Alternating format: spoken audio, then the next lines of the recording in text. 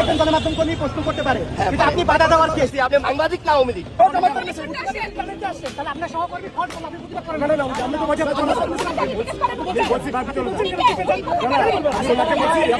কেন আপনি দেখতেছেন কিসের প্রতিবাদ করেন?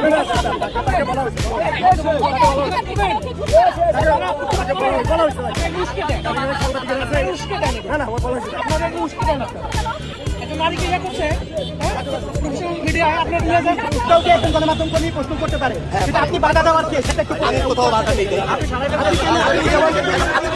এত মানুষ কথা বললে কিভাবে বলবো? আগে সিদ্ধান্ত নেন, কে জিজ্ঞেস করবেন?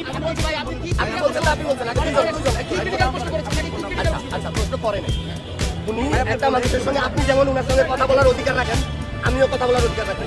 এখন আমার সঙ্গে উনি কথা বলার পর উনি যদি চলে যায়, সেটা কি আমার তো আপনাকে আমার?